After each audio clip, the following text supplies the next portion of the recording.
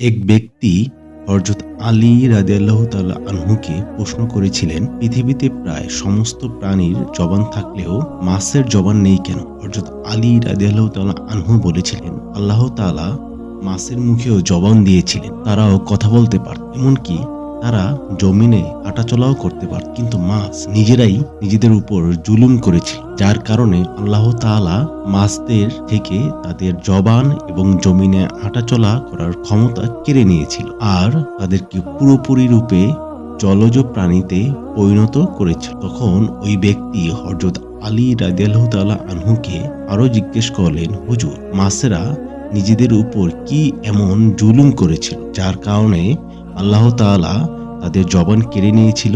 তখন হযরত আলী রাদিয়াল্লাহু তাআলা আনহু বলেছিলেন যে, যখন আল্লাহ তাআলা হযরত আদম আলাইহিস সালামকে সৃষ্টি করলেন, তখন তিনি সমস্ত ফেরেশতাদেরকে নির্দেশ দিলেন যে, তোমরা সকলে আদমকে সিজদা। সমস্ত ফেরেশতা হযরত আদম আলাইহিস সালামকে সিজদা করলেও ইবলিস শয়তান সেজদা করতে অস্বীকৃতি জানায়।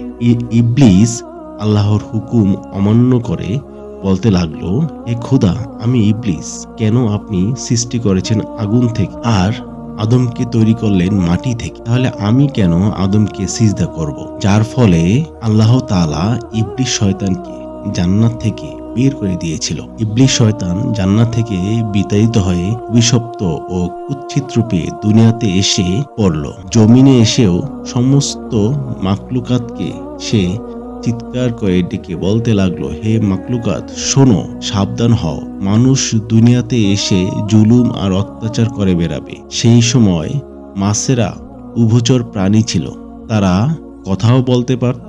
ইবলিস শয়তান সর্বপ্রথম মাছদেরকে কুমন্ত্রণা দিল, বলল যে, মানুষ যখন দুনিয়াতে আসবে তখন তাদের ক্ষুধা মেটানোর জন্য তোমাদেরকে জীবন্ত অবস্থায় কেটে খাবে। মাছেরা এই কথা শুনে সমস্ত জলজ প্রাণীদের মানুষের ব্যাপারে এই কথা বলে মানুষের বিরুদ্ধে সবাইকে একত্রিত করতে লাগলো, যার কারণে আল্লাহ তাআলা মাছদের কথা বলার ক্ষমতা কেড়ে নিয়েছিল, আর সেই সঙ্গে স্থলে হাঁটাচলা করার শক্তিও কেড়ে নিয়েছিল। মাছ পুরোপুরি জলজ প্রাণী হিসেবে আখ্যায়িত হয়। তখন আল্লাহ তাআলা বিধান জারি করেন যে, কোনো মানুষ যদি মাছকে খেতে চায় তাহলে মাছকে জবাই করার প্রয়োজন হবে না, তাদেরকে জীবন্ত অথবা মৃত অবস্থায় উভয় অবস্থাতেই তারা খেতে পারবে।